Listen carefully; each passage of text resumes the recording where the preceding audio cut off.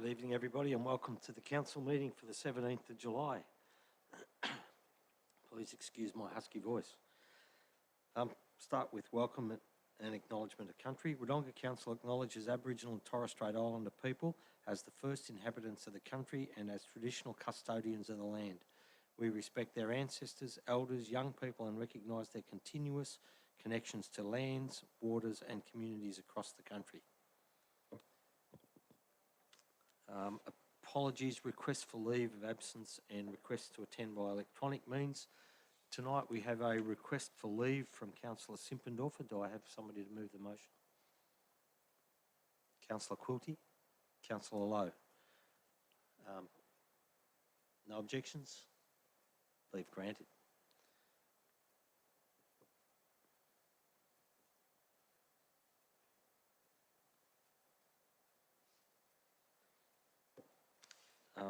Any conflicts of interest this evening? There being no conflicts of interest, move on to confirmation of the minutes from the last council meeting.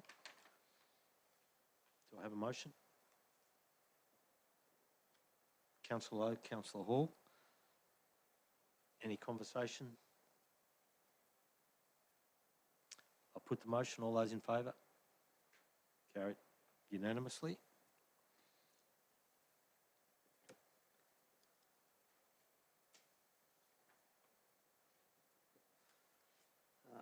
Questions, Mr. CEO. Thank you, Mr. Mayor. We have two questions, one from Calvin Granger and Dean Hurlston of Council Watch. Can Council please advise the dollar amount of cost shifting from state government they estimated they incurred in the 22-23 financial year? Our response is thank you for your question to the council meeting. Cost shifting is an important issue for councils. Whilst a number of council including Burundara, Glen Ira, Mornington and Yarra City Councils have begun to measure the financial impact of cost shifting of services from the state government to their council. Wodonga has not yet been in a position to complete the work required at this stage. The Municipal Association of Victoria is the peak body for local government in Victoria and is advocating for funding to match services. Further, the Victorian Parliament Upper House has announced an inquiry into local government services and funding, although it is yet to call for submissions. MAV will draw the sector response to the Upper House inquiry, and Council is committed to contributing to that work when required. Second question is from Mr. Chris Phillips. When are community forums going to be reintroduced as promised? They were to be reinstated after COVID. The response to this question is that Council holds 2 to 3 community forums each financial year, with the dates, times and locations for the up and coming forums yet to be determined. The Council held community forums most recently in August and October last year, which were drop-in style forums. The forums are held complementary to other in-person consultation activities, with more than 23 pop-ups and focus groups held in the past 12 months, across a range of topics including the draft budget and community engagement policy, as well as neighbourhood projects including playgrounds and roadworks. Thank you, Mr. Mayor. Thank you, Mr. CEO. Next item is delegates' reports, of which we have one delegate report. Do I have a motion? Councillor Chamberlain. Councillor Poulton. Councillor Chamberlain.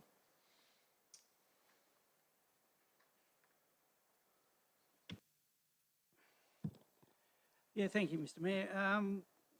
The Australian Local Government Association conference was held in Canberra. I had the pleasure, or some would say displeasure, of attending over a couple of days last month with Councillor Quilty, the Mayor, Councillor Mildren and the CEO.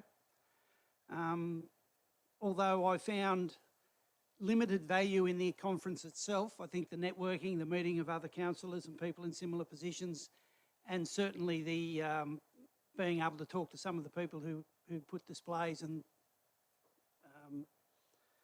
you know, the trade fair basically situation there was quite interesting and quite noteworthy. There were a couple of useful things in the conference, but the conference itself for the most part tended to be a bit fluffy, and I wouldn't be in a big hurry to head back there. However, I think it's absolutely worthwhile for the Mayor and the CEO to attend. Having attended it once, I think once is enough, unless I get into a position where it needs to be, you know, I'm of a position as in the Mayor or CEO where it's appropriate. But it's a good thing to go to once to see how things work and to do some of that networking and meet some people in the system. Thank you. Thank you. Councillor Poulton. Thank you, Mr Mayor. Supporting it as per recommendation, I'd like to move a procedural motion, just put the motion if we could. Thank you, Mr Mayor. Straight to put the motion. All those in favour?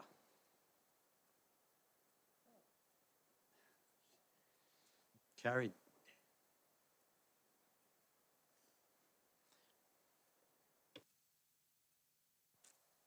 Okay, move on to the next item, which is 7.1.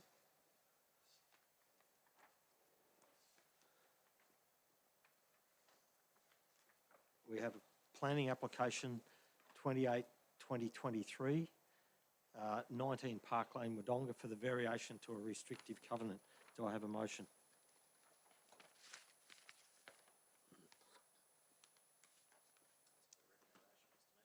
Councillor Poulton, do I have a seconder? Councillor Lowe, Councillor Poulton. Thank you, Mr Mayor. I do believe I missed a little bit of conversation around this one at today's briefing, so apology for not being there, but essentially a rigorous process undertaken by council officers and considerations made around those submissions against the proposal. But yeah, the officers spent obviously considerable time working through, and as it's reported there, I support the recommendation as it stands. Thank you, Mr Mayor. Councillor Lowe.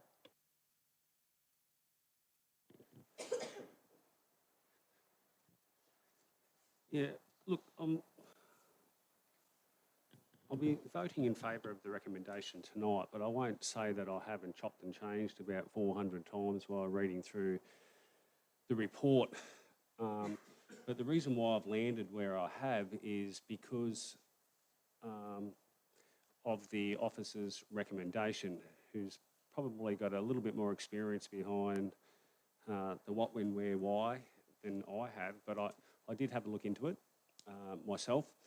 And because there's a little bit of grey area on how do you define whether this is single storey, two storey, or going into three storey, this particular property, I've just had to draw on some of my own knowledge and just work out that, well, by looking at it, me personally, it looks like from natural ground level, with the addition that's proposed, that it's only going to go to a two-storey. It's the undercroft garage, I'd like to call it, is what I determined to be going under natural ground level from what I understand.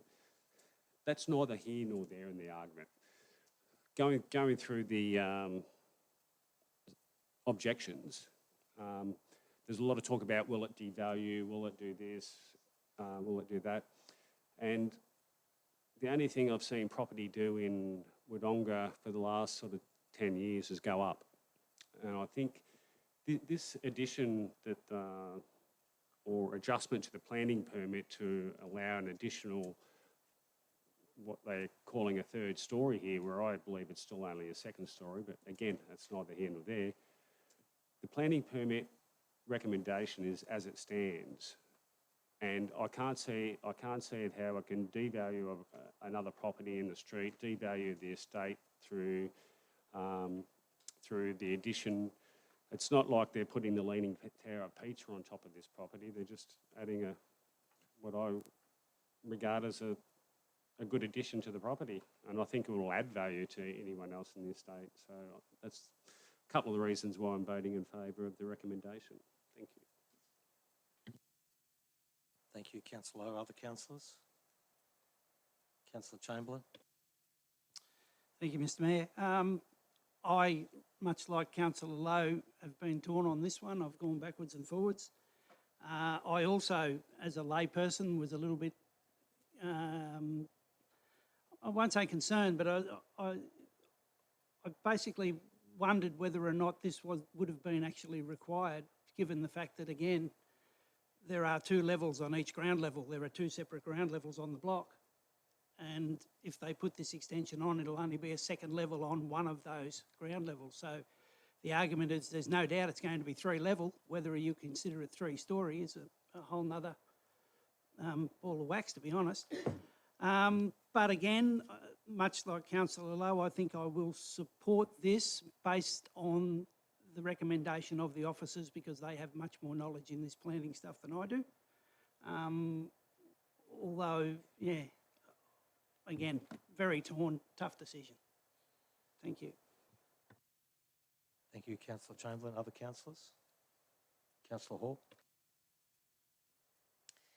Look, yes, I've been in 2 minds about this decision too, and I've always been a strong believer that the covenant should stick unless there's, you know, a pretty good reason to change it. I don't know if I think that reason. You know, you've got to understand people have built in that estate, and now they've got possibly, it looks like a 3rd story, could be look like a pimple on top of a hill sort of thing, and I think it does devalue to a degree. Having said that, you know, the officers recommend that it should be approved and it fits within, you know, some of the residential zoning for height. But I don't think I'm going to support it. I'm going to support the objectors. Thank you. Any other councillors? Councillor? No? Before we go to Councillor Poulton to close, there's a number of observations that I probably should make. One of the observations is I'll acknowledge that I do have some planning experience and qualification, but in the way the local government rules are set at the moment, I'm not supposed to bring those to the table. So I'll make a couple of observations based on the report that's been submitted to us. The observation that I see is we have a situation where a covenant is worded a little different to the way the planning scheme interprets things, and that is the covenant is less specific about how you interpret stories, and it talks about having a 3-storey building. Well, in the case of the way the covenant's written, 3 stories might be just 3 levels on the block, irrespective as to where the ground level sits. So it could, in that sense, be interpreted as a development that breaches the covenant because it's got 3 levels attached to it. If you looked at it through the planning scheme, it wouldn't be recognised as being a 3-storey development because, generally speaking, the planning scheme takes notice of the distances from ground level in a vertical point to the various stories. In that context, it wouldn't be a 3-storey. So we take the officer's advice that says, no, it's 3 levels, therefore under the covenant, it's 3 stories. So moving from that, you then go across to the things that must be taken account of, that we as councillors, in making this decision, completely de novo from our officers, we must take into account a series of things, including the bit in the planning scheme that says this will be unlikely to cause financial loss, loss of amenity, loss arising from change to the character of the neighbourhood, or any other material detriment as a consequence of removal or variation of the restriction. We must make the decision that it will be unlikely. So that's the decision we have to make. And historically, that's a pretty big call because that effectively means that we've got to say we can see everything that's going to happen and we come to a conclusion. I've been troubled by this all the way through, and even at the commencement of the meeting today, I was in 2 minds about how we should go onto this. And I think at the end of the day, I'm going to err on the side of caution and say that I can't come to the conclusion that there will not be financial loss, loss of amenity or loss of anything arising. Councillor Poulton to close the debate. Thank you, Mr. Mayor. A couple of observations there from the conversation that prompted my memory from my colleagues. I actually owned a property, a very similar sort of layout that was the factual height of a 2.5-storey building, and the insurance company deemed the entire time it was single story. So these things can be a little bit confusing, and you wonder how that works. I think what we haven't sort of revealed in this conversation this evening is around the options for us as councillor to make a consideration, and I think we should be cognizant and mindful of the fact that, and I guess support objectives of the VCAT and appeal process of decisions. And I think when we're making decisions as a council, we need to also consider if we make the wrong decision and we have to defend ourselves or challenge something ourselves, what cost of that is to the greater ratepayer as a whole community. So hence why I could see where the report led the recommendation to where it was, and why I'm happy to support that, because the options to go the other way might carry greater impact on the entire community. Thank you, Mr. Mayor. Thank you, Councillor Poulton. I'll put the motion. All those in favour? Councillor Lowe, Councillor Chamberlain, Councillor Poulton, Councillor Quilty. Those against? Councillor Hall, Councillor Mildren. The motion's carried.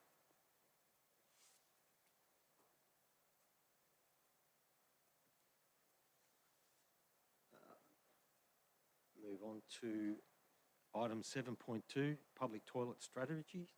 Do I have a motion?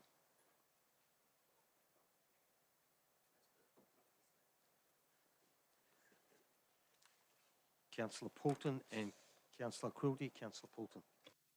Thank you, Mr. Mayor. First of all, thank you to those 5 people that tendered responses to us on that draft public toilet strategy, which we looked at some weeks ago now. But look, essentially nothing more to say other than it's good to have a policy in place. There'll be further conversation around some of this later this evening, this particular sort of theme. But as I said, it's good to see the community. 5 responses is not a lot in the grand scheme of things, of 43,000 people, but let me tell you, I've seen things we do and throw it out to the public that gets much less response than that. So I'm just happy to see engagement there. Thanks, Mr. Mayor. Thank you, Councillor Poulton. Councillor Quilty. Any other councillors? Councillor Chambers. Thank you, Mr. Mayor. I'd just like to echo Councillor Poulton's comments there and thank the people who've put in their submissions. I think as a general rule, more amenities is better. Of course, within budgetary constraints and within our financial restraints to be able to build them and to be able to maintain them effectively. But I think this strategy goes a long way towards pointing to where we need to go. Thank you. Thank you. Other councillors? Councillor Lowe. Yeah, I'd just like to thank the officers for the report, for starters. I think we do need a strategy around toilets on where they should be placed, how they should be kept, what they look like, are they safe, are they... I think that's all things our community would want when we're walking into a public toilet. You want to know that you're safe. You want to know that it's got clean amenity. You want to know that it's fit for purpose as well. Which brings me to, I'd just like to thank the submitters and some of them for their continued advocacy around changing places. So some all abilities, access to toilets, etc. So I think it's a very good strategy, and I acknowledge what Councillor Poulton said about the feedback that we actually got from it. It was good feedback. Thank you. Thank you, Councillor Lowe. Other councillors? Councillor Quilty, you reserved. Thank you, Mr. Mayor. Not really much to add to what already has been said. Thank you to the community members who have made their submissions. Public toilet policy is not a trivial matter. A lot of things need to be taken into consideration, including the convenience of users of all abilities, all genders, families who are out with like dads with daughters or moms with sons like myself occasionally. Another thing that has been pointed out to me, I hope nobody's having dinner at home at the moment, to ensure the cleanliness of the mostly unisex toilets that we are going to provide. And as a mother of 2 little boys myself, I support that. It's important to also accommodate for urinals wherever possible to avoid making unisex toilets objectionable to use in terms of cleanliness. And I believe our policy allows for that. So yeah, thank you. I'll be supporting it. Thank you, Councillor Quilty. Councillor Poulton to close. Thank you, Mr. Mayor. It's probably the most qualified dad toilet humour joke maker sitting at this table. I better not add anything further at this point in the night. Put the motion. Thank you, Mr. Mayor. Thank you. All those in favour? Carried unanimously.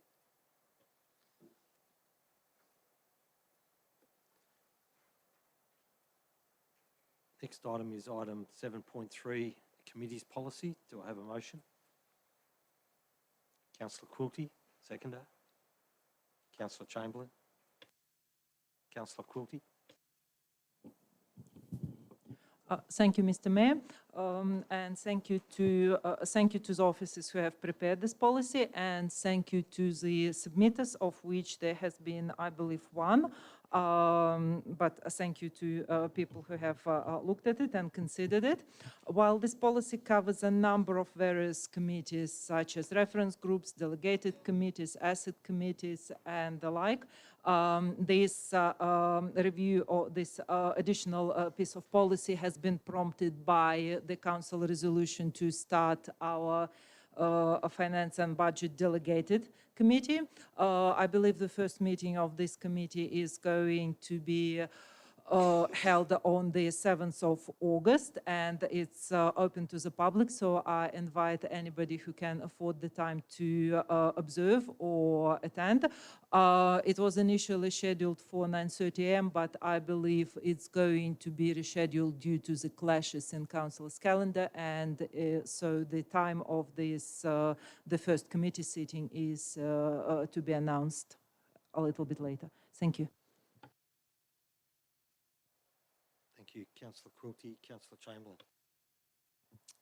As it was stated there, this draft committee policy covers a number of different types of committees, of which the new and yet to sit Finance and Budget Committee will be an important one, but there's also Audit and Risk Committees and other committees that are critical in the way the Council operates. And this gives us an outline of exactly how they should be done. The Local Government Act obviously is the overarching authority on this stuff, and this will comply with that as well. Thank you. Thank you, Councillor Hall. Yes, I'm going to be supporting this. It's gone out to the community for feedback and come back with no, recommended changes or whatever. But committees are a big part of most councils in Victoria and actually Australia.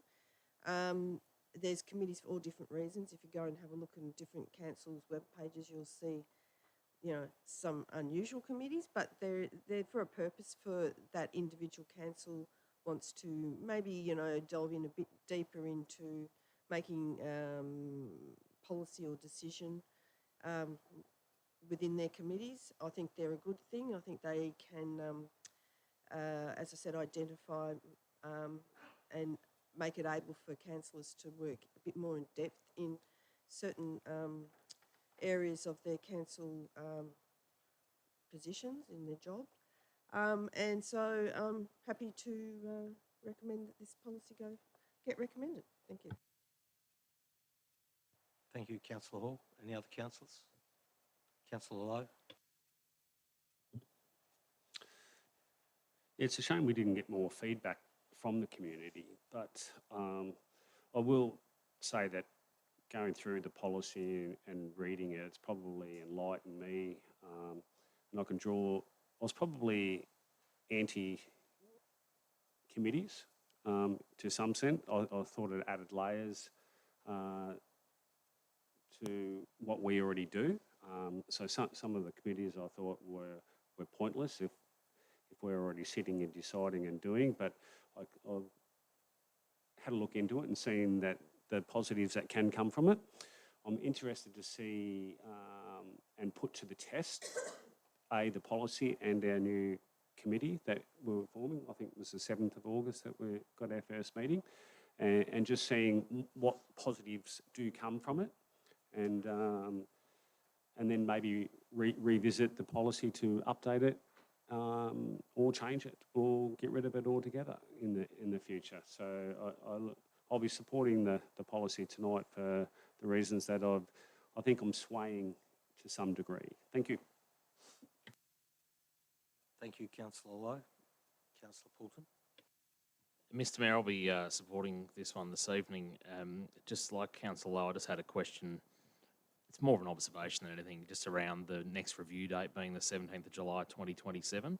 I just would have thought maybe the timing of that probably should have been a bit sooner. Perhaps, you know, once you've got your councillor group freshly elected and sort of 6 months in, they might want to have say over that. I know they can pull that up at any time, so I'm not going to make a song and dance about it, but it's just one of those many policies when you first become a councillor, particularly for whoever that new councillor may be, or multiples of, they'll be swimming, wondering what's going on, how to best perform their role, what it all means, trying to understand how it all works, and inheriting something that they might not necessarily want to continue with. So that'll be up to them of the day. Just something I thought was worth noting in the debate. Thanks, Mr Mayor. Thank you. Councillor Quilty. Mr. Mayor, Councillor Poulton makes a fair point. Yeah, while I am satisfied with the policy, perhaps the review date is a bit too far out. Is it possible to do anything about it at the moment?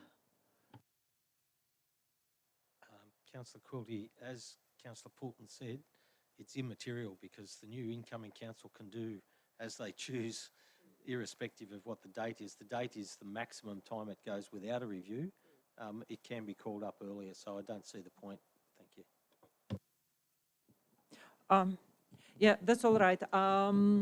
Well, I believe in case the current council, which has several months of operation, including in this committee, might have all the, yeah, I'm fairly happy with the policy. Yeah, if we, the current council, can call up to the review at any stage too, then I'm happy to continue to support it as per recommendation. Thank you. Thank you. All those in favour? Carried unanimously.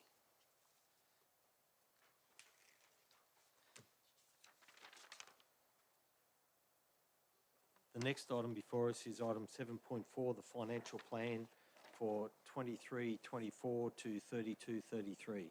Do I have a motion? Councillor Hall. Yes, I propose to move, this is the motion that I propose to move, that the financial plan 2023-2024 to 2032-2033 be adopted, with the acknowledgement that recurrent expenditure and services review be undertaken prior to the commencement of the 24-25 budget preparations for input into the budget, and that all future annual financial plans will be subject to budget deliberations and compliance with the Local Government Act.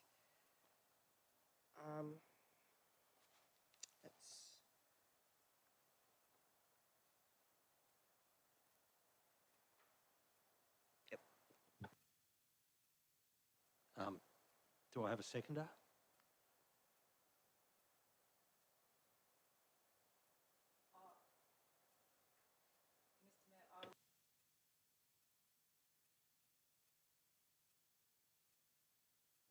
Okay, now I would be happy to second it. However, I foreshadow making an alternative motion, which concerns slight changes in the text of the financial plan.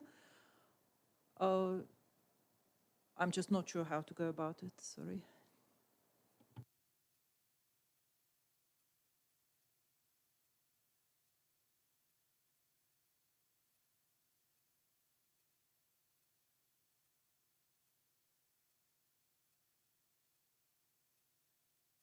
Thank you, Councillor Chamberlain, seconding. Councillor Hall. The financial plan is financial modelling done at this moment in time of our council's possible 10-year financial position. I say possible because it is a forecast done on assumptions. It is based on all sorts of monetary calculations, i.e. how much funding council receives, rates, fees, recurrence expenditure, land sales, borrowings, outside influences, such as inflation, growth, people moving into the area. I've been on council for around 7 years, and I can say from experience that our 10-year financial position forecasts have been different every year. And there are many reasons why, because it is done on modelling, and with modelling, any modelling, circumstances can change. Having said that, we do need to look at our financial position going forward.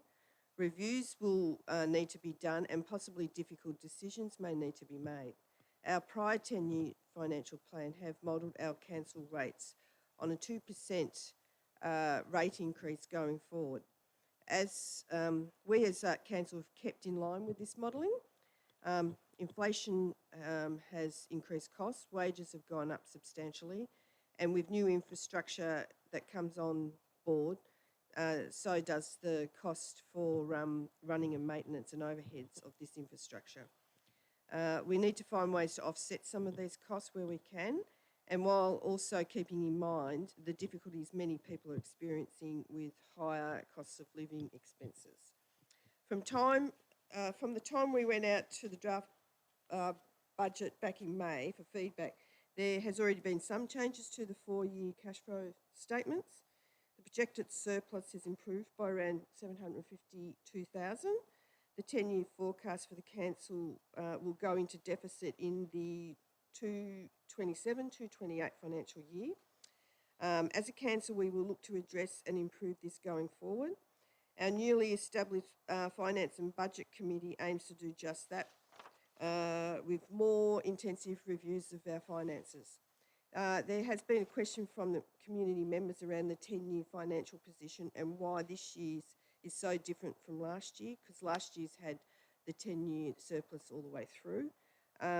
So through the Mayor, I'd like to, if I can ask the Director of Corporate Systems, if we can have an explanation on why our 10-year financial forecasts are so different from the last 10 years' financial forecasts, keeping in mind the past year's forecast had rate rises at 2% per year in line with the 10-year modelling.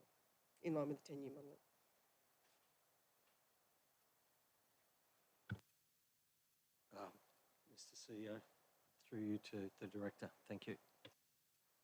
Through you, Mr. Mayor. So some of the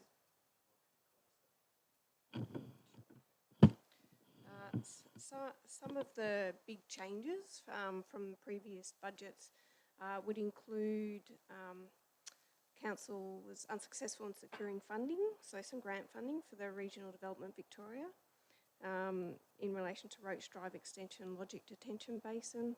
That was $2.5 million, and building better regions for the development of Barranduda Fields, which was $2 million. So that resulted in a $4.5 million capital reduction in the capital grant budgeted income. There was a $4 million increase in capital expenditure for Barranduda Fields, which was funded by council. Further, there was a $7 million depot purchase in late July 2022 for $7 million. That was previously allocated to come out of borrowings. That was council cash.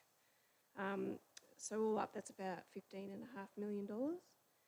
Some other factors, as Councillor Hall has already indicated, there's been a large increase in inflationary measures, so 7% for CPI, which hasn't previously been budgeted for, and also with the rate caps. So even taking into account the rate caps over the last few years, they've been below CPI for a number of years, and that's been continuing to compound. So and I guess deepened with lower rate caps in 21, 23 and the 23-24 budget. Further, there's some additional expenditure that's been included, which has been recognised in preparing the budget. So 700,000 per annum has been included for whole of life costing, so maintenance, that hasn't previously been included in relation to asset management, and also recognition of future forward infrastructure works the council will be required to undertake for growth at Leneva and Barranduda through the development contribution plan. The income for that may be 15 or 20 years, so that's past the 10-year financial plan. So that's so over 10 years, another $30 million, which has changed.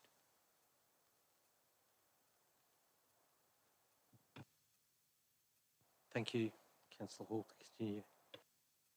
Thank you for that, Dina. I appreciate that. No, I've finished. So, yeah. Councillor Chamberlain.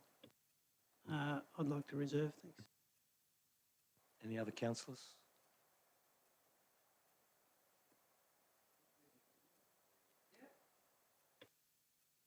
Councillor Quilty. Thank you, Mr. Mayor. I agree with the points that Councillor Hall has made, and I will be happy to support her motion. However, there is one thing that I would like to see changed or added to the current document. This paragraph was already included in the budget document, which we have voted for. However, I never stop looking at these documents, and this paragraph on borrowings keeps bothering me, so I would like to propose the change. The borrowings policy outline talks about using borrowings to partially fund the construction of large-scale multi-generational infrastructure assets, it being a prudent financial policy, and also talks about using borrowing. Sorry. Yeah.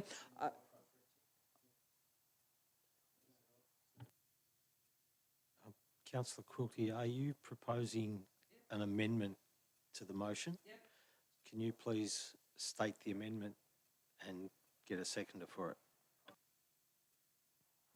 Okay, thank you. Thank you for pulling me up on that. I propose that we add another paragraph to that a paragraph is added to 4.1 of the financial plan, that is borrowing. And may I read out the paragraph? That any future borrowings for infrastructure assets or other projects should be carefully considered by the elected councillors and the Finance and Budget Delegated Committee during budget deliberations in light of the current economic outlook, interest rates, and other future costs associated with repairs, maintenance, and running of the assets or projects. Thank you. Do I have a seconder? Question? Councillor Lowe. Just to seek clarity, would we not do that anyway?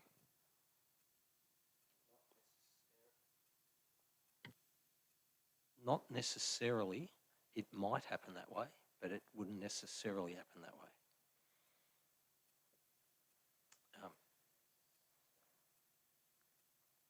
Any other councillors? No, I need a seconder for the amendment, or if the mover and seconder is happy to accept it. Mover and seconder happy to accept the amendment. Councillor Quilty, do you wish to continue to speak on the new version? Thank you, Mr. Mayor, and thank you, Councillor Hall and Councillor Chamberlain, for accepting my proposal. So, like I said, currently the financial plan suggests that we use borrowings to partially, potentially use borrowings to partially fund multi-generational infrastructure assets, and that borrowing to do that may be considered a prudent financial policy. Also, when may be a prudent financial policy when there is an attractive rate of return I do not entirely agree with this statement. While it may be the case, it certainly is hardly the case for local government. Any investments and the projects that we make are at the cost of the ratepayers, and any borrowings, interests are at the cost of the ratepayers, and the future generations, while may enjoy the assets and infrastructures we have invested in, will also carry enormous costs of interests, repairs, maintenance, renewal, and running costs, to name but a few. So I would like to add to the current paragraph that we have in the in the plan, the paragraph which cautions and encourage councils and delegated committee to be very careful with the associated costs and to look ahead so that we don't create so-called gifts then that keep on giving to the future generations and leave them in a safe and comfortable position. Thank you. Thank you. Councillor Poulton. Thank you, Mr. Mayor. Lucky I'm good without a GPS. I could have got a little bit lost if I didn't know what was happening there, but that's okay. Look, the concerning thing that I don't see addressed, because Councillor Hall's exactly right. These 10-year forward plans are redundant almost the second they're published and adopted, because the world changes. But hey, it's a requirement, and apparently it's good practice to be planning that far ahead. I'd love to pluck out 10 years worth and have a look at how incorrect each and every single one of them was. What I'm a little worried about is not being able to provide answers to community members when they ask questions around our sustainability into the future and how we're going to be able to achieve that. So in supporting this document,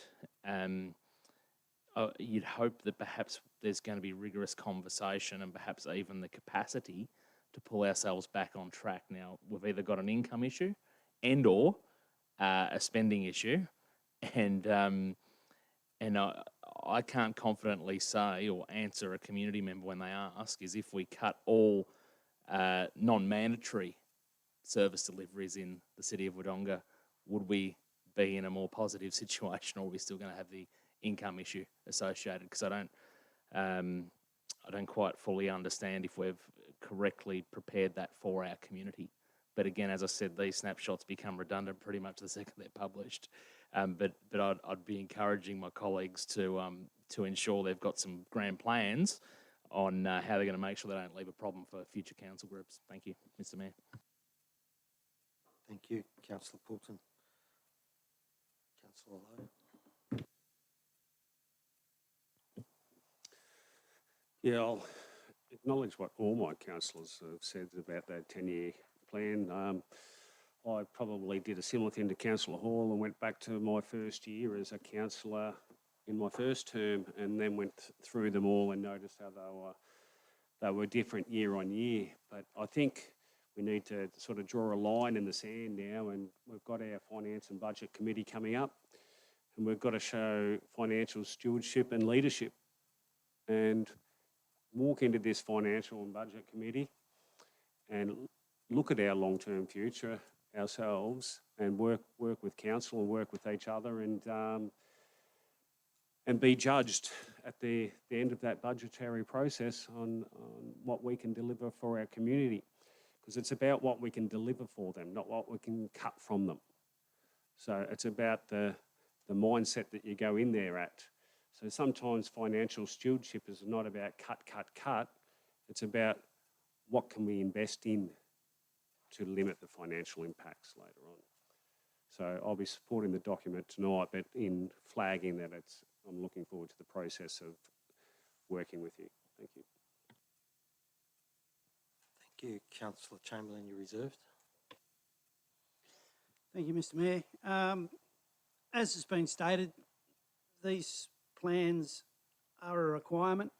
They are basically redundant at the moment they're issued, as also been stated, because things change.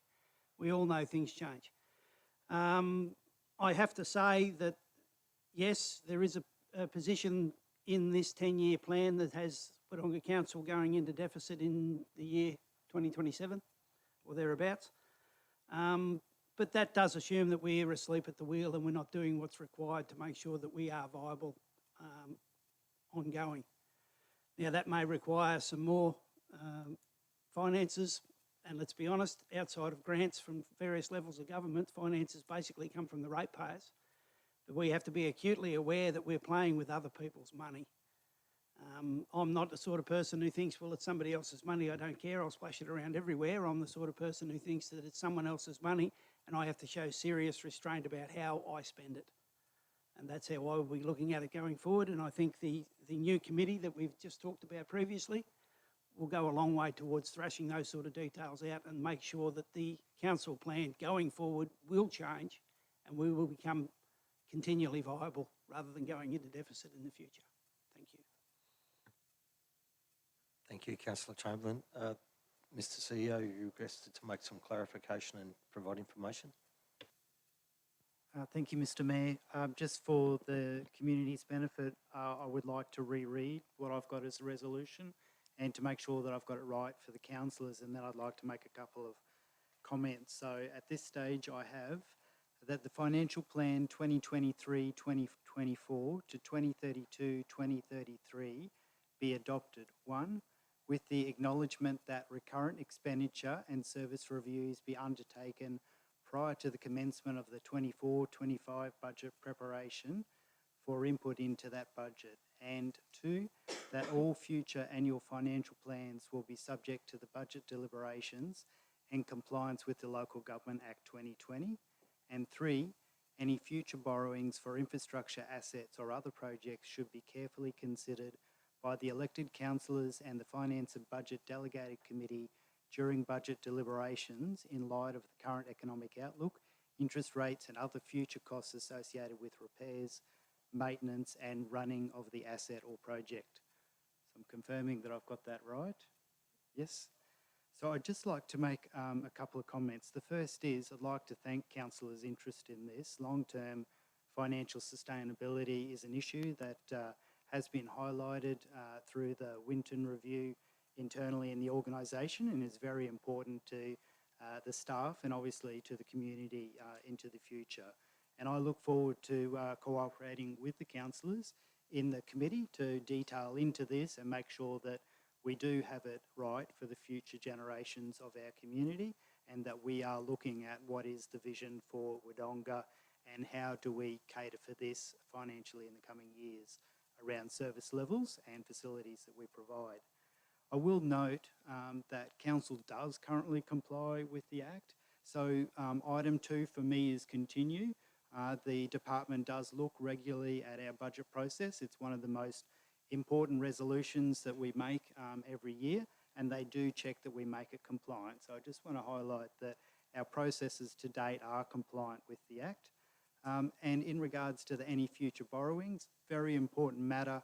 I'll just highlight to councillors that for any borrowings to be taken up, council will have a separate report on that matter, and those matters that Councillor Quilty has highlighted are all things that I would expect to be in that report so that council can make an informed decision into the future.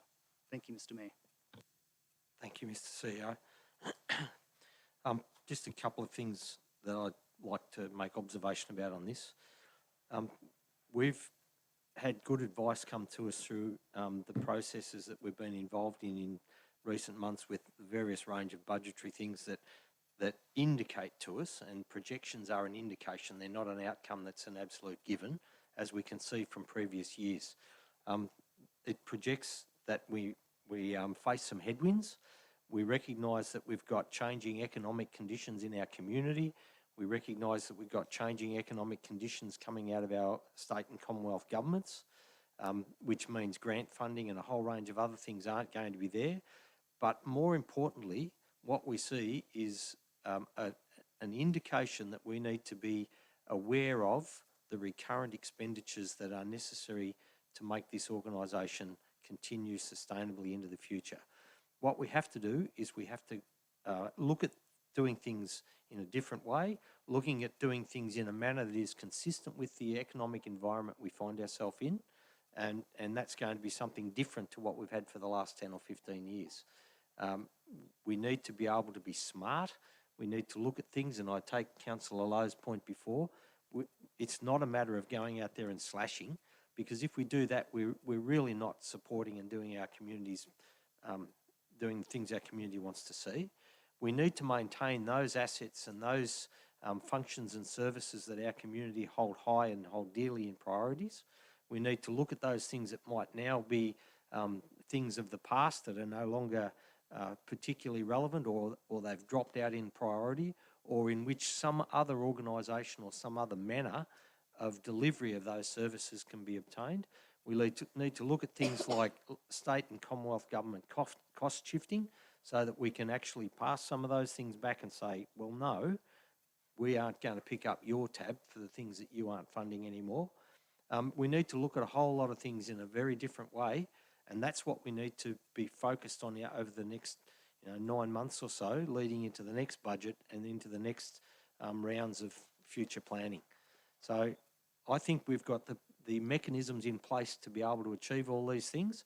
I think we have the mechanisms in place now to be able to get the things that some members of our community have expressed concern about with the projected blowouts, as they refer to them in our longer term budget.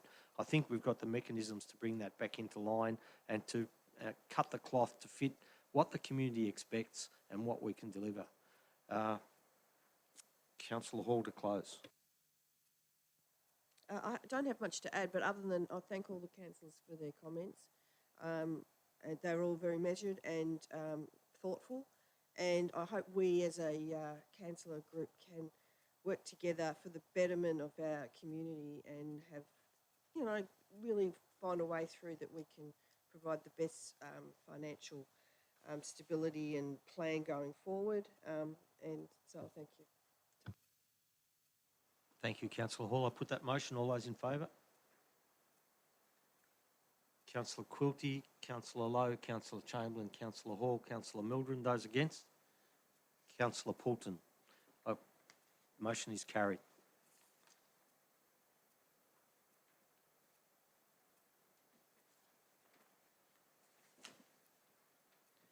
The next item on the agenda is 7.5 Advocacy Priorities Update. Do I have a motion? Councillor Chamberlain, seconder, please. Oh, separate motion. Can you read your separate motion, please? Thank you, Mr Mayor. I have a slightly updated motion here. We'll add a point 3 to it. So the motion will read, the Advocacy Plan, Priority Projects for Advocacy 2023 as attached be adopted. And 2, minor amendments to the plan may be authorised by the CEO at any time where such changes do not alter the substance of the plan.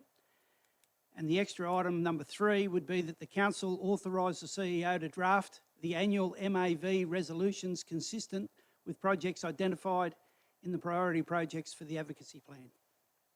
Thank you. Thank you, Councillor Chamberlain. Do I have a seconder? Councillor Quilty, Councillor Chamberlain. Thank you. Obviously, our advocacy plan is very important. There are a number of things that we need to advocate for, not least of which, obviously, at the top of the list is the hospital and the health outcomes for the people of Wodonga and the surrounding area. And my addition to this was about the MAV resolution. As has been pointed out earlier in this meeting, the MAV is the vehicle to try and get some change or some policy adjustments made at the state government level on behalf of local councils. And I think it's appropriate that the CEO draft some resolutions for that MAV meeting to get our opinions front and centre at the state government level. I think it's important that going ahead, in particular things like, as was brought up while we were discussing this today, the further collaboration between Vic Roads, Regional Roads Victoria and local council about the road condition on some of the arterial roads within the municipality. Some of those roads, the assumption is that they're council roads and the condition is the council's responsibility when in fact it's Vic Roads or RRV. And if we can cooperate with those people to try and get these things fixed on the basis of rates, roads and rubbish, if you like, but we need to get the maintenance of these roads up to scratch, and if we can help in that regard and collaborate better with those people, I think that's important, and that's one of the things that we can advocate for, as well as the hospital situation. Just on that hospital situation, this might be a reasonable juncture to add. We've been requesting, obviously, and advocating for the Health Minister in Victoria to come and talk to us. So far, we've heard nothing but crickets. It was interesting to note that in the Border Morning Mail on the 24th of the 5th, there was not a hospital article, it was a Victorian budgetary article where it was stated that the request to the Health Minister's representative as to why the money, the $225 odd million that Victoria was supposed to allocate, was not in the budget. Now, there's some discussion as to it may be in a broader area, but the response of the Minister's representative was, and I'll quote this, "It's not in the budget because it's being led by New South Wales Government and it would appear as a grant in that state's financial plan." My situation would suggest, as we've gone through a budget process ourselves, any grants that we're giving to anybody would need to be in the budget in any case, because it's money that's going out, and maybe the question needs to be clarified.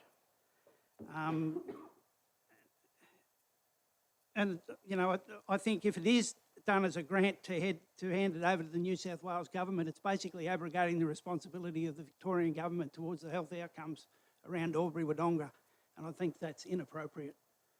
The Victorian State Government runs the hospital in Albury-Wodonga, and I think that we have a right to expect them to have more input into what happens there. Thank you. Thank you, Councillor Chamberlain. Councillor Quilty? Reserve. Any other councillors?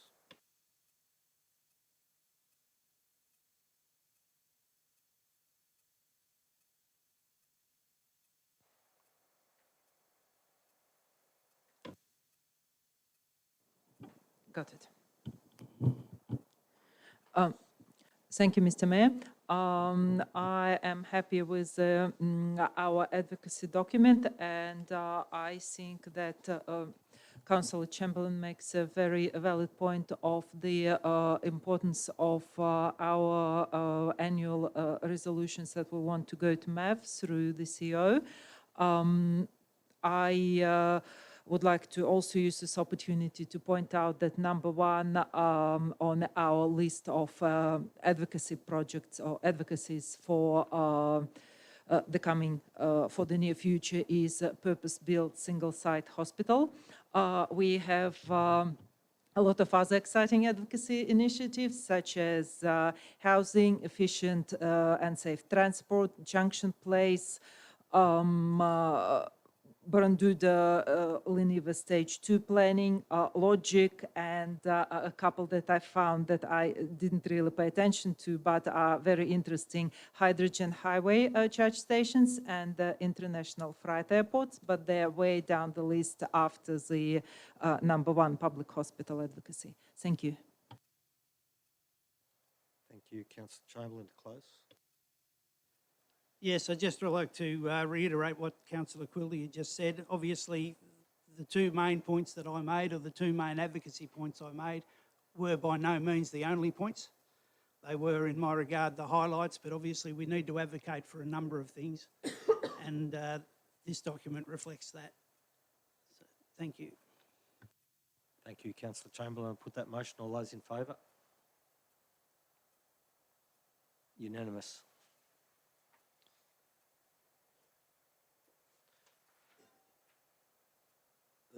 The next item on the agenda is 7.6, multi-use amenity facility, changing places and bike hub.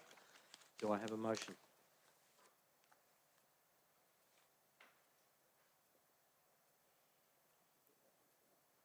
Councillor Chamberlain, as recommended. Your motion, please. I'd like to move the motion that, one, the multi-use amenity facility be located at Mulga Car Park in Wodonga Central Business District, and two, that the council seeks community feedback for a period of 21 days on this proposed location. And should no objections relevant to the location be received, the multi-use amendment facility proceeds to detailed design and the final detailed design be presented to a future council meeting prior to going to tender. Thank you. Do I have a seconder? Councillor Lowe, Councillor Chamberlain. Yes, I think the multi-use amenities facility is going to be a good thing.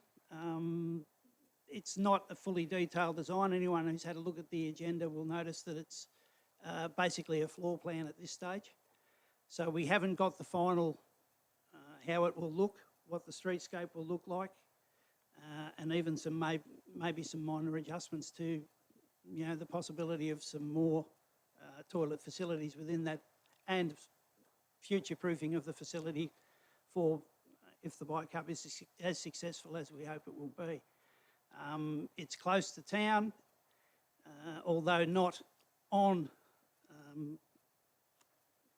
the Junction Square area. It is merely a road crossing, pedestrian crossing away from it, and it gives people somewhere in the centre of town to park their bikes, make any adjustments, do any work, and not to be missed is the changing places facility that will be part of it for adult change rooms for people with disabilities, which I think is absolutely to be applauded, and we need to be providing these sort of facilities for people. Thank you. Thank you, Councillor Chamberlain. Councillor Lowe. Thank you. I echo fellow councillors' words there. I'll be voting in favour of the recommendation for a couple of reasons tonight. One is you probably may or may not have noticed my advocacy around changing places because of my personal connection that I have to that. And the question I asked myself is, if I was standing in Junction Place, would I be happy to walk to this location and use it? And the answer that I answered to myself was yes. I think this is centrally located enough to be welcoming and inviting for all of our community to congregate in our CBA area. So that was the first question. The second question I asked myself was, as a starter or end of journey bike facility, would I be happy with it? The answer to that question is probably not. I said, but you need to start somewhere. And I think in the design process, we can future-proof this building to the sense that if the bike hub is a success, that we might be able to build up, build out, build on, whatever the case may be. We don't need to build the Taj Mahal straight up, but we need to be able to build any building for the future. We need to future-proof ourselves. We may never, ever build up, build out, or build on, but we might be able to repurpose into the future if those needs may be. So I'll be voting in favour of the recommendation tonight due to the location, due to the flexibility that we may get in design, and it will be within budget. And at these times, that's what we're all being asked for. So, thank you. Thank you, Councillor Lowe. Any other? Councillor Poulton. Thank you, Mr. Mayor. I'm satisfied with the location of this in the sense that it's not one that I'd seen bandied around or really thought seriously of prior to the kerfuffle that was the previous conversation around this. A couple of things concerning. I know the resolution put there before us now is really good for, you know, transparency and community feedback. It cautions me every time that councillors collectively don't make a decision with confidence, that it does impact our reputation a little. When I first became a councillor, we're talking about a completely different location to the most recent conversation. And for me, I look at that whole journey of trying to achieve this and I think we're indecisive. As a layperson looking on, you could jump to the conclusion that we're indecisive. So that just worries me a little bit. And I guess the other bit that's a good observation with this particular thing, this project as a benchmark, is the impact on things like social media in governing a city and those that are elected doing their job with confidence. perhaps with courage, and making sure that they are doing what they're, I guess, paid to do, and what they should have the best intent and heart to do, which is to show up and make decisions on behalf of others, with everybody's interests in mind. So I will support this motion as it's worded this evening, because I think it's sensible. I think it's a really good compromise. I think we've come a long way, but I just caution my colleagues around what this brings to us for the future in terms of just another pinch point or exposure point for a plan, and something that we should confidently back, to be derailed as it has been in the past, and unnecessarily by those that I don't think actually are sitting at this table to make decisions on behalf of the community. So, as I said, I will be supporting it. I think it's a great compromise, and it was a great idea. So well done to the council officers who put this report together. I look forward to seeing the detailed designs, and I really hope the community embrace it. Thank you, Mr. Mayor. Thank you, Councillor Poulton. Councillor Hall. Yes, look, I was happy with this outcome. It was actually one of the sites that were looked at, and I think I did highlight it back then when we were looking at, well, it came up that we ended up, that they brought up Junction Place, but it was one of the 11 sites I think that was proposed. I think it's great access to Junction Place just across the road. It's got good parking access for people, especially if they're using the changing places facility. So I think it ticks all the boxes. I think we'll tick it off more when we get to see the elevations, and there might be some readdressing of the floor plan. But I think it ticks all the boxes, and I think it's a good decision, and we'll be supporting it. Thank you, Councillor Hall. Councillor Quilty. Thank you, Mr. Mayor. I will be also endorsing this plan to go out to community consultation, and I also would like to acknowledge that we are not at this stage presenting any elevated design. So basically what it will look like, we are asking the community about the location, the place where we propose it sits, before any further funds are expended on the detailed designs on it. And I think Councillor Chamberlain made an important change to the motion, saying that it should come to council after the community feedback before it goes to tender. Another point that I would like to make is Councillor Lowe and Councillor Chamberlain and I believe my other colleagues mentioned future-proofing. It is important. One of the concerns I have with this floor plan is only one toilet, because the other toilet for changing places is only accessible with a fob, so bikers only are left with one toilet. I suppose it's the first design, but it's important to have the opportunity to expand should the opportunity present itself to expand in the future. We have a little bit of a flower bed or bush bed at the back, which hopefully will allow expansion without taking away any parking spaces in the center of Wodonga. And at this stage, in its current form, I'm happy to support the document going out for community consultation. Thank you. Councillor Chamberlain to close. Thank you, Mr. Mayor. Again, I'd like to thank the officers for the report. I'd also like to thank them for, taking into account that detailed designs cost a lot of money. We've been down this process once, it's come to nothing. And they held back on the idea of spending a lot of money on a detailed design until they finally found out whether or not this was likely to be a goer. And I think that's important. I'd also like to give a nod to Councillor Lowe, his advocacy for the changing places and the disability people. We do appreciate your advocacy, and your eagerness about that is greatly appreciated, to be honest. And other than that, I'd like to see, hopefully, some input from the community, as we always like to see it. Hopefully they'll support this and we can go to a detailed design, get a streetscape and get this thing up and running, because I think, as we said before about the public toilets policy, this sort of facility is sorely needed. Thank you. Thank you, Councillor Chamberlain. I'll put that. All those in favour? Carried unanimously.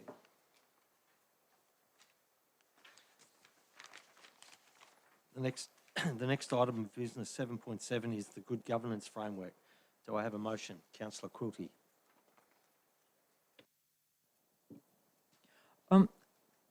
Alternative motion, Mr. Mayor, that the good governance framework be deferred to a workshop and be considered in association with a review of other relevant governance policies and the council code of conduct. Do I have a seconder? Councillor Hall, Councillor Quilty. Thank you, Mr. Mayor. Today we have in front of ourselves not another policy, but a framework of good governance. A framework is, so to speak, an extended catalogue of all the tools and policies that constitute our governance.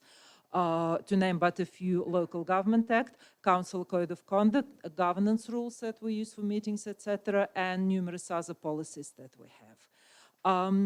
This framework has been compiled in response to the findings from the report into the Moira Council, and it has been compiled by the CEO and the staff, for which I would like to thank them.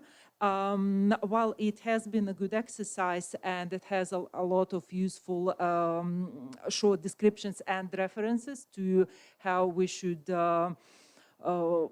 act or what we should look for in various situations. For example, role of the mayor, such and such section in LGA, something else, such and such section in Council Code of Conduct, and so on. However, I believe it is very important to workshop this with the councillors. Elected councillors are a very important element of the good governance. And while I acknowledge the hard work and the details that the staff have put into this framework, councillors haven't had this opportunity. And I believe this framework sadly lacks the opportunity for councillors to facilitate working together to achieve better outcomes for the city.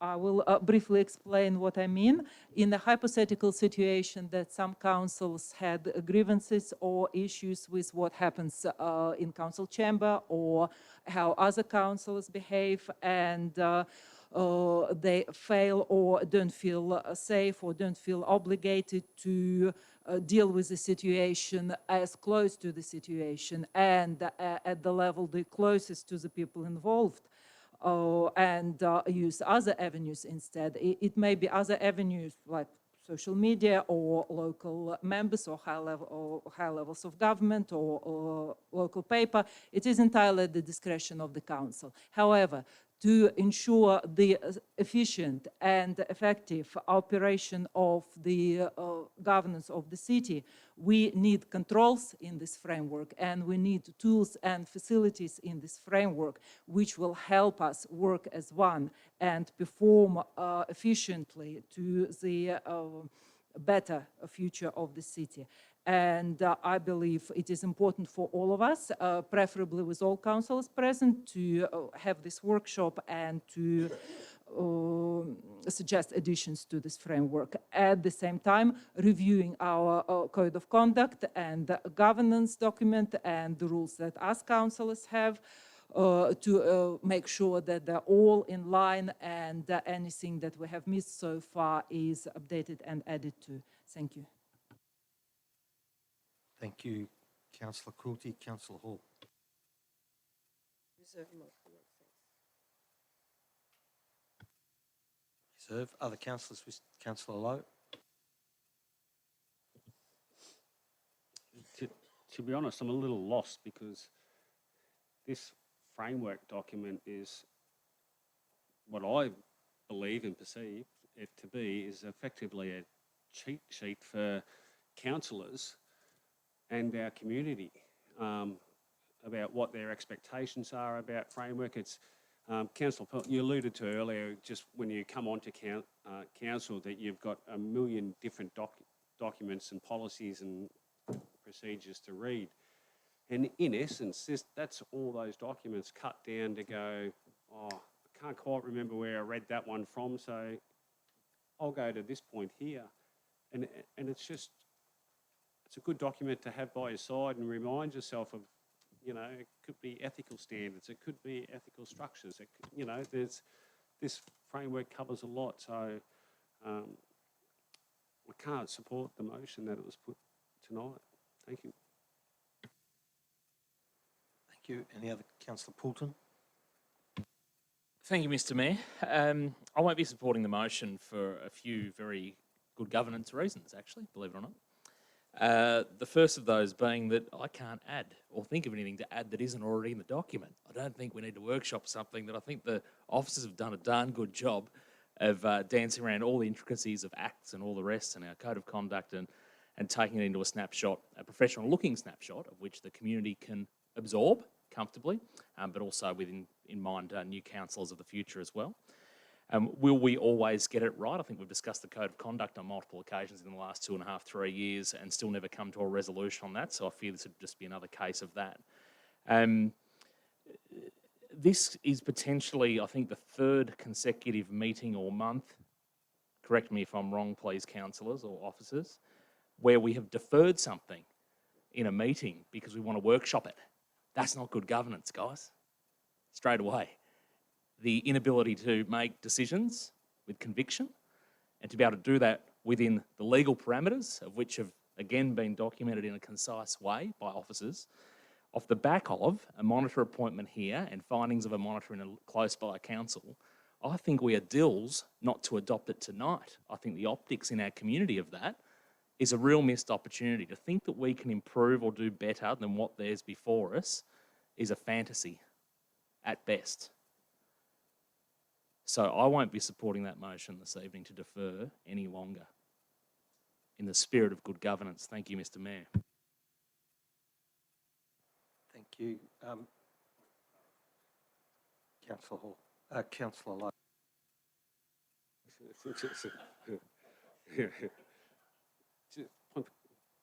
Does a foreshadowed motion need to be put forward?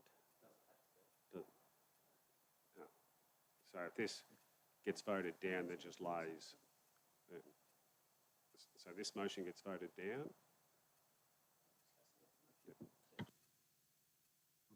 If this motion was to fail, then another motion can be taken from the floor. You don't have to foreshadow that motion. Yeah. Any other councillors wish to speak? Councillor Hall, do you wish to? Yeah. Well, You've reserved, yes.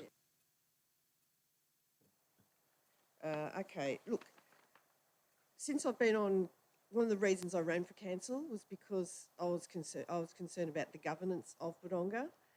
So it's always been something that's been really important to me.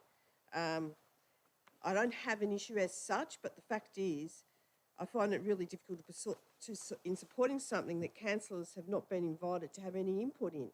This policy, I believe, has come about due to the Commission of Inquiry report on the Moira Shire Council and their multitude of governance failures. The report also mentions that there are no directly related council decisions to the Commission of Inquiry reports on Wodonga Council, so it was separate, but we can learn from it. I believe we have good policies around governance, but no one policy or framework to formulate these policies are foolproof. It's ultimately up to the individual to uphold what is expected and required to make good policies work. An internal discussion report has looked at Wodonga Council's governance structures. Councillors have had no input into this governance framework, although it states in the report under collaboration that internal working groups from across the council work together to identify key issues, controls in place and opportunities for improvement. It would have been inclusive and great if councillors were given the same opportunities as well, like we have done with many of our other policies. A framework is a set of principles, guidelines that help when making policies for councils. It is one of the duties as a councillor that we develop and adopt policies for council. We already have council adopted governance rules, and in the governance rules it states that the context in in a list of cancelled policies. And under the Act, overreaching principles specified in the Act, Section 9(2) of the Act, the following documents adopted or approved by council, including, so we have council code of conduct, staff code of conduct, community engagement policy, privacy policy, council expense policy, councillor gifts, benefits and hospitality policy, staff gifts, benefits and hospitality policy, council committee and staff conflicts of interest guidelines, council staff interaction policy, councillor briefing policies. These are just 10, there's probably more alone. So we are definitely governed, and we definitely have governance policies, and it's up to each individual to work with those policies.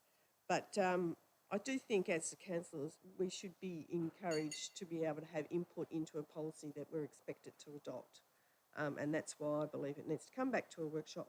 There may not be huge changes to it, but there may be something that we can add that can benefit, be of benefit to that policy going forward. Thank you.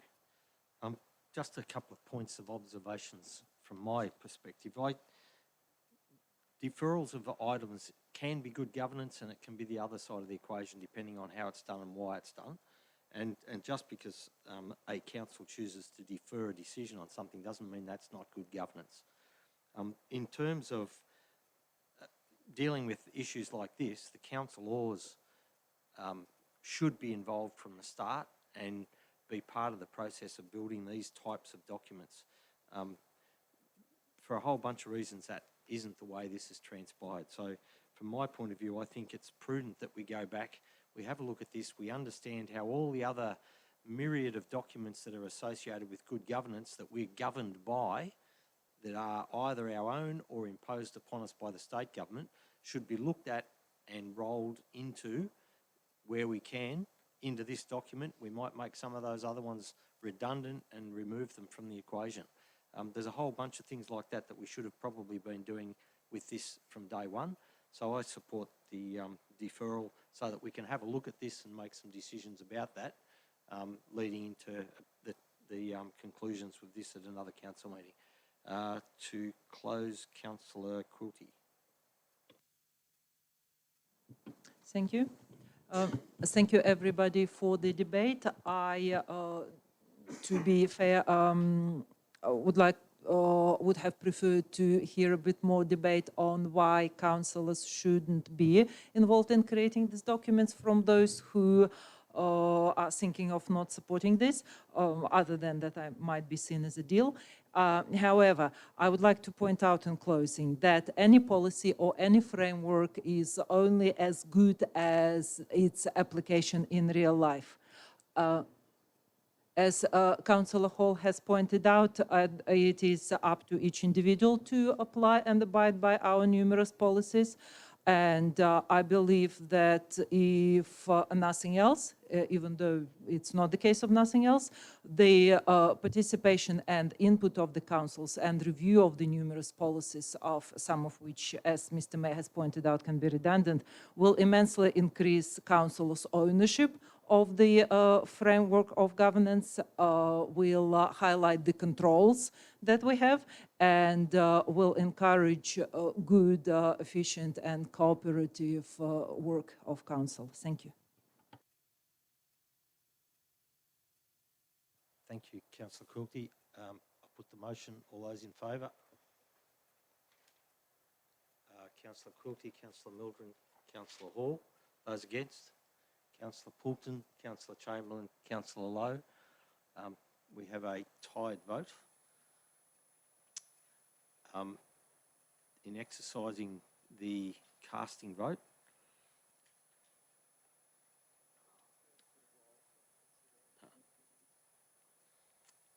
I recognise that there's a whole bunch of things that are associated with this document. There's a myriad of different influences and things that have gone on, and the way this document's been prepared is fundamentally been prepared based on all those pre-existing documents, and many, if not, well, the ones that are imposed by state, we probably didn't have much input, but all the others we've had some level of input along the way. But this specific document that's come out of a whole range of things, including the Moira findings, is new to this council. The information contained in it is an aggregation of other information and information that's come out of things like the Moira report.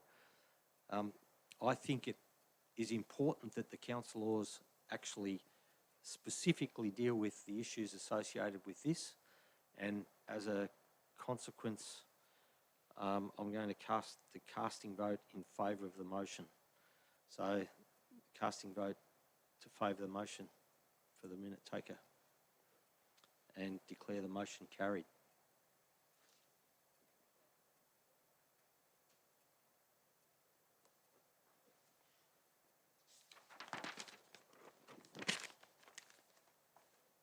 The next item on the agenda is item 7.8, appointment of authorised officers. Do I have a motion? Councillor Chamberlain, as recommended. Do I have a seconder? Councillor Quilty, Councillor Chamberlain. This is one of these housekeeping things. There's a couple of new employees and they need to be authorised to carry out their duties. We have it on good authority from our learned staff that these people are appropriate and have the relevant experience in order to carry these duties out. So, given that they do the hiring, I will cede to their good judgment as that these people are appropriate to be authorised. It's simply a function that we have to perform to put a dot on an I and a cross on a T. Thank you. Councillor Quilty.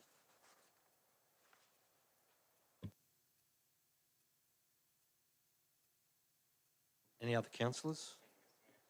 Councillor. Just briefly, just reinforcing my colleague Councillor Chamberlain's observation, it is always bamboozling sometimes the knots we tie ourselves up in. The fact that the CEO has full responsibility and accountability of a team of employees, that we have to give some authorisation, and we're not meant to cross that line in any other way, really. So that's just one of those things that each time I see one of these reports just makes me smirk. Thank you, Mr. Mayor. Any other councillors? Councillor Chamberlain to close? No? Put the motion. All those in favour? Carried unanimously. Oh, sorry.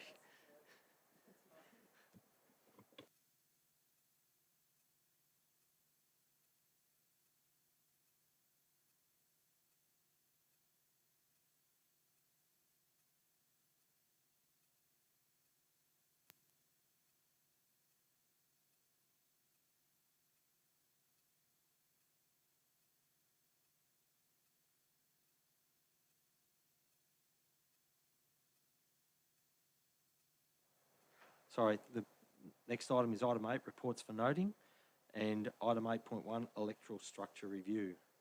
Do I have a motion, please? Councillor Lowe, as recommended. With an addition, please, that council write to the Minister for local government and request that in accordance with section 13.5 of the Local Government Act 2020, Wodonga City Council be an unsubdivided municipal district, noting that subsequent to Council's previous correspondence on this matter and the response of the 22nd of December 2022 from the Executive Director, Local Government Victoria, the Municipal Monitor's report into Wodonga was released and raises questions about the governance outcomes from a ward-based electoral structure for Wodonga Council.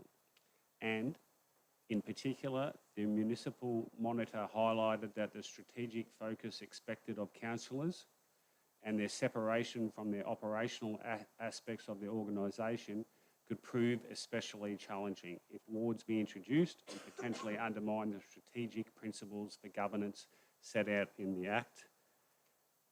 A copy of the letter to the Minister be sent to the Electoral Representation Advisory Panel and the Victorian Electoral Commission.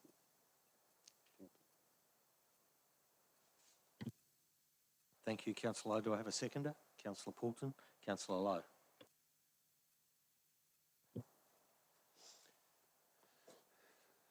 Since my time on both councils, there's been a couple of items that have united councillors' views and inputs from the community that have all seemed to align to one in the majority.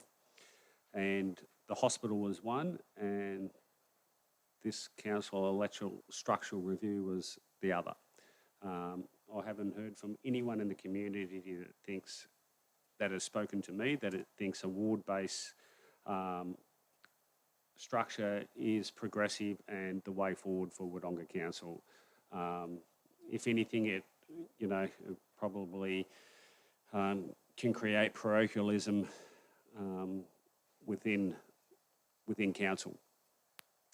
So I think it's a good idea that we state publicly, because in the structural review that's going out to everyone via text message, it gives them two options. One is which ward do they want to pick, and the other one is which ward do they want to pick.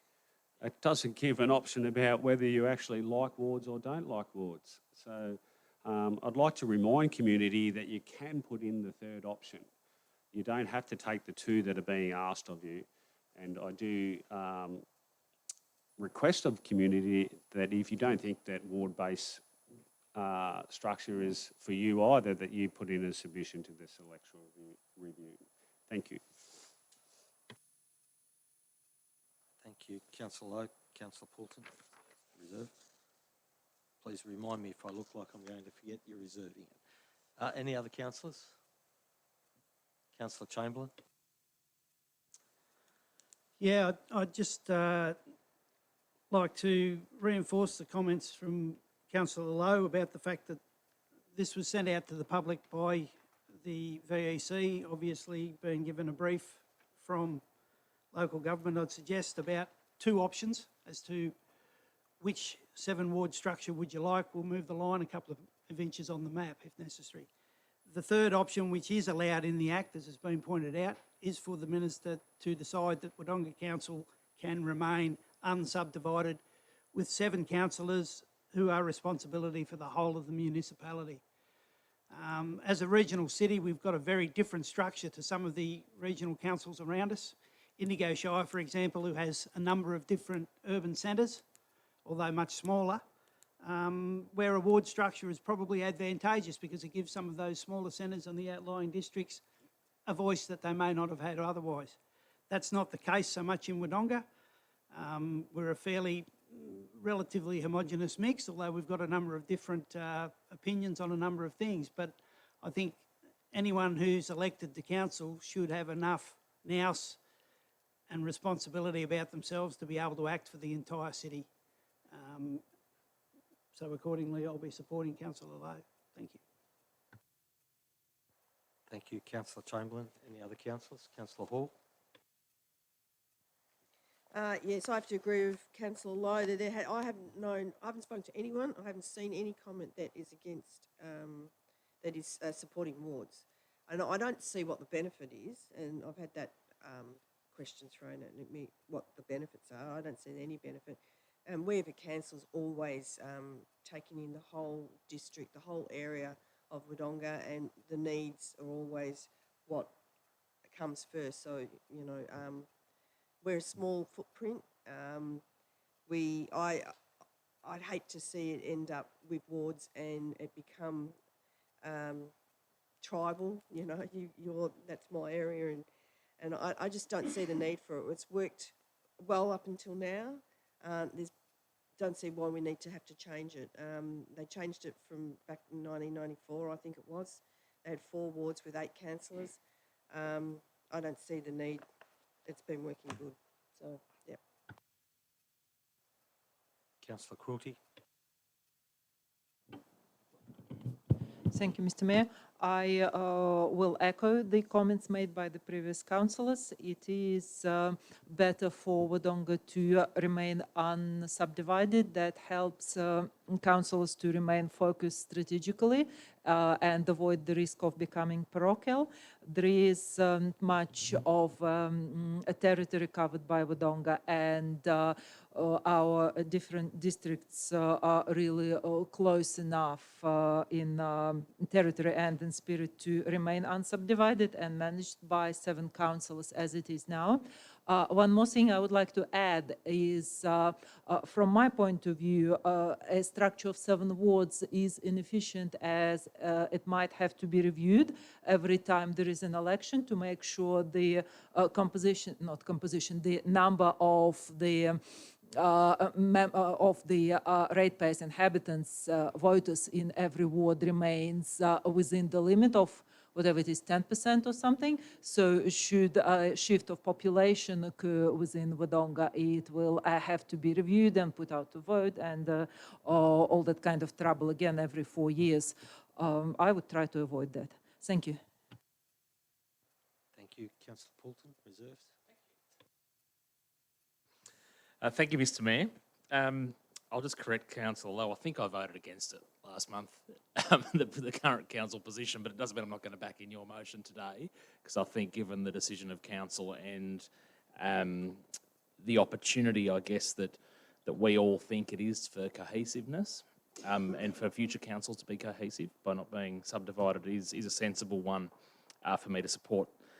But I say that with a hesitant, I'm still not convinced either way, because in current civilisation, I haven't seen either option tested out for this municipality. So what I have had to try to answer as questions in the community over the last few weeks has been around what's the cost, what's the reason, is it going to cost us more? And it's all instantly nervous about the change, is that communication.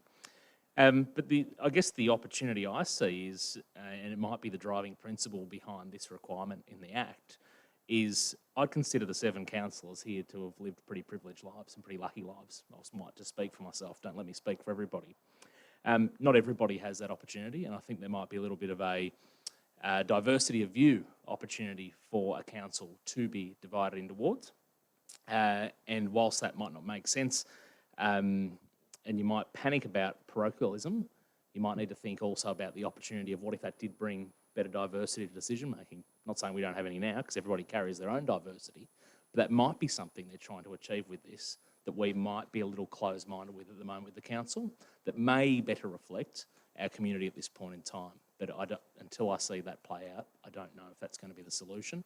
But as I said, supporting your motion tonight. Thank you, Councillor Lowe. Thank you, Councillor Poulton.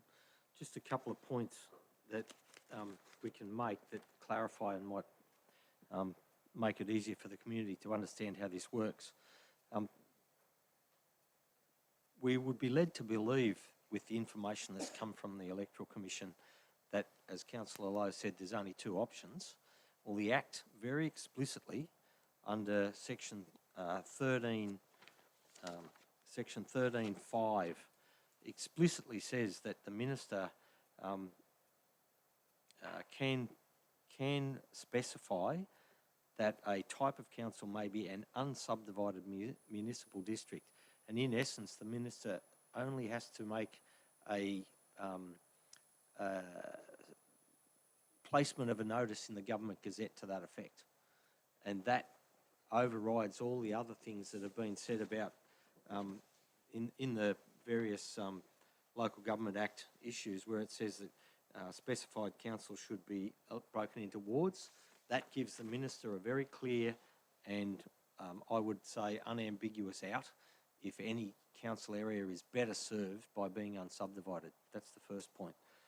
The second point is the evidence that we see with unsubdivided electorates is you get better representation from, my words, minority groups or groups that are lesser influential in the community, because the distribution of preference in a unsubdivided system goes down through the system to the point where those groups get a say and get people elected for the most part.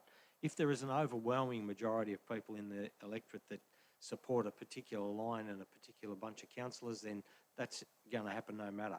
But where we've got the situation where we are, we're picking up different groups and different things are being represented, different backgrounds, different, political origins and all sorts of things are coming out. And that's good. That sort of diversity in a council is very good. It's productive and it works for the most part. So from that point of view, that's why I would support Councillor Lowe's proposition tonight. Thank you, Councillor Lowe, to close. Put the motion. All those in favour? Unanimous. Carried.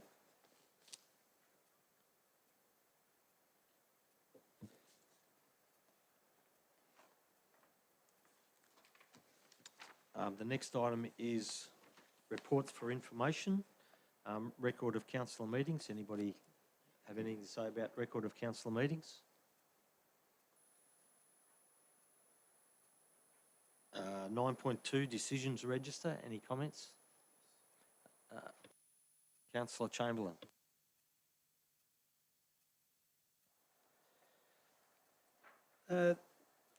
I'd just like to ask a question, if I can, on the decisions register. I'd like to ask if we've had any feedback from DECA or DELP, if you want to call them that, under their previous name, in regards to the racecourse grandstand. So through you, Mr Mayor, perhaps the CEO or someone can answer this.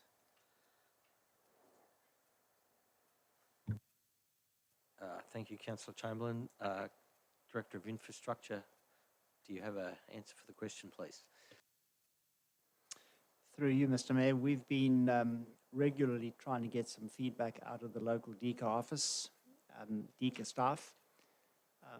Shortly before I took some days off last week, I tried once again and received a out-of-office response email that suggests the officer will be back in the office Monday today, and that we will have a response to the email. I undertake to follow up again in the coming days and will provide a feedback through the CEO to the councillors.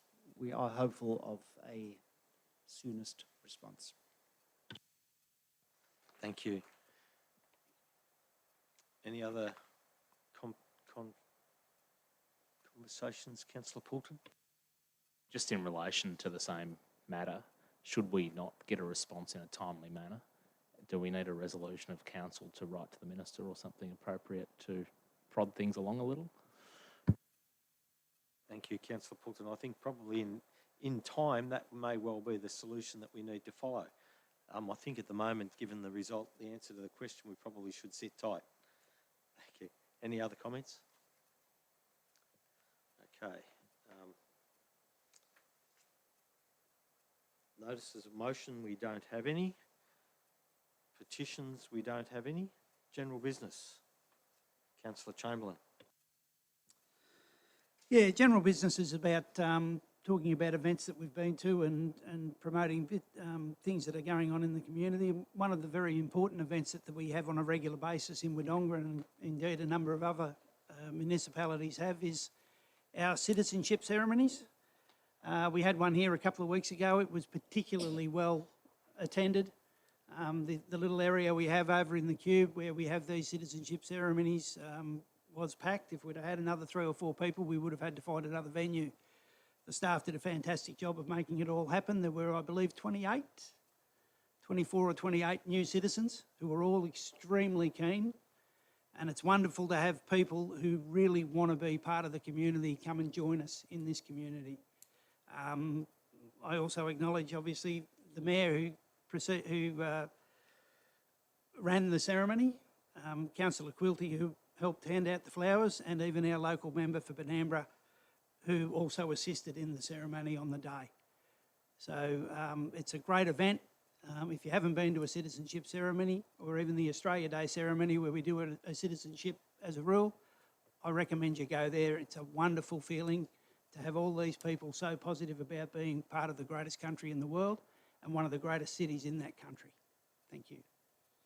Thank you. Any other general business? Councillor Lowe. Thank you. I've been asked by Councillor Graham Simpfendorfer, who was unable to be at the meeting tonight, just to read something out for him.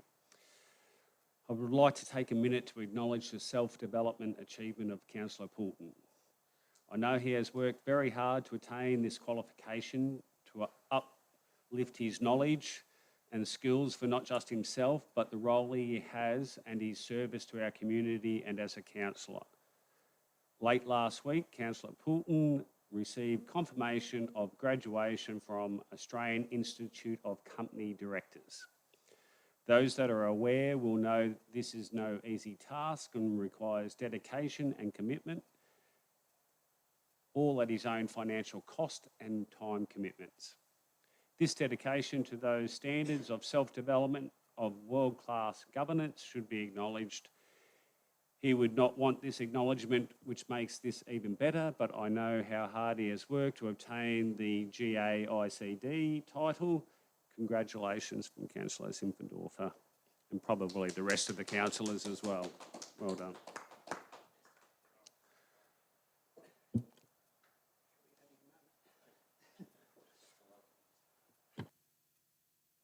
Councillor Poulton, you wish to respond?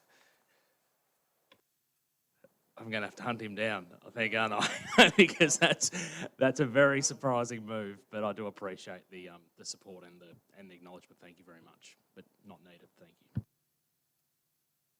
Thank you. Councillor Lowe, to continue. Yeah, I attended over the holidays, school holidays that is, a Centre Against Violence talk that council had supported through some funding, and they had Alex Rance as one of the speakers up here, and it was about tackling consent. So it was essentially aimed at kids between 12 and 17 years old, and when yes means yes and no means no, and different scenarios based, and there was a couple of other topics covered. Unfortunately, there wasn't a lot of kids there, and I think it was just due to the fact that it was in school holidays. I'd actually love to approach these guys again to bring this up and have it at a little bit more target audienced on an appropriate day where we could get a little bit of captivity, because I think the kids, even parents and leaders, I know myself, I'm a under 14s football coach, which suits the demographic that this target audience is aimed at, and it's something that I'd grab my team and players to take to, because I think how it's presented and what they'd gain from it is impeccable. So I thank council for supporting it as well. Thank you. Thank you. Any other councillors?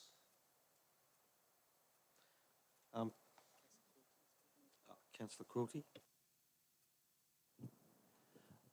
Thank you, Mr. Mayor. Thank you, councillors, for all the wonderful, the account of all the wonderful events you have attended. And yes, I absolutely concur with Councillor Chamberlain on citizenship ceremony. It's always a joyous event, always brings back the memory of my own. Councillor Poulton, you should not be ashamed of your new achievement being mentioned. I know how hard it is being a father of a young family, a councillor, working and study. It's pretty terrible, so achievement is, and congratulations are well deserved. What I would like to mention is an administrative matter and an old annoyance of mine. I always grumble about it, and please forgive me for venting it now. Our docs on tap system, it's been mentioned in meetings before, and I think it's really degrading that I don't... Councillor. Yeah? Sorry, but that's...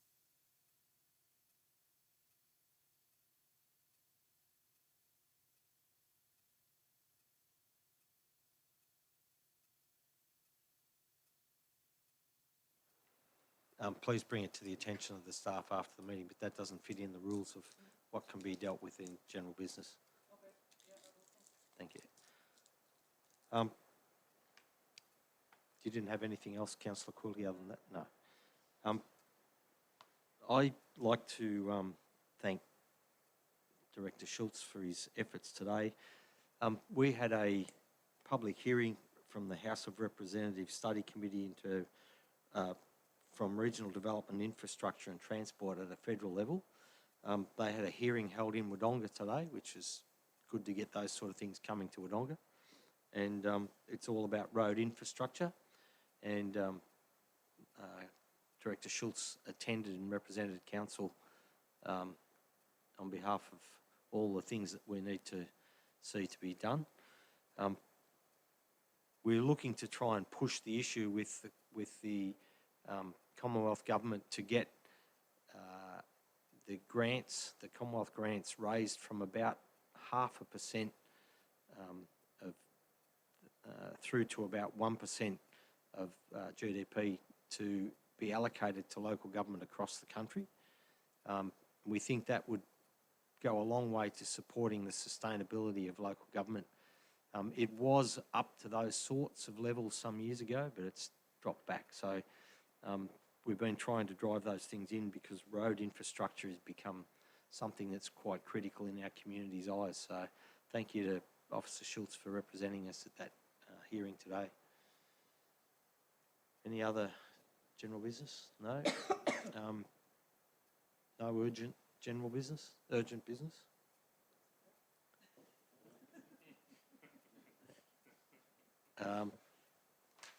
We've got confidential items, so once again, I'll thank the gallery and thank those people that have tuned in at home.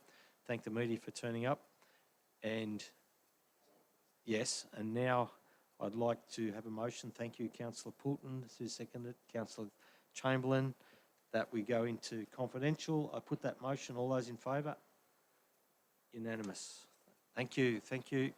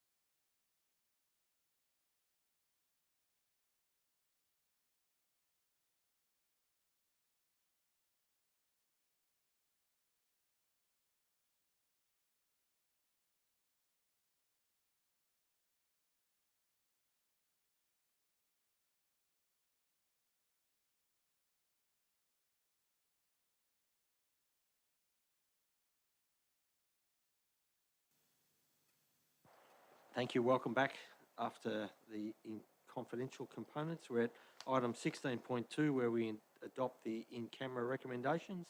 Do I have a motion, please? Councillor Poulton, Councillor Hall. Wish to speak? I put that motion. All those in favour? Carried unanimously.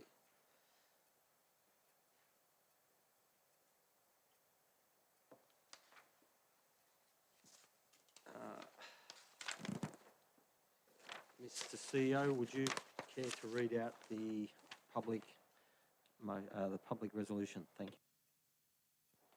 Thank you, Mr Mayor.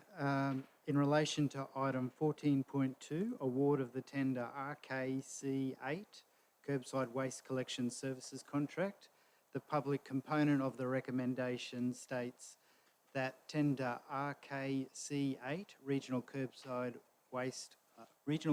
Collection Services, be awarded to Cleanaway Waste Management Limited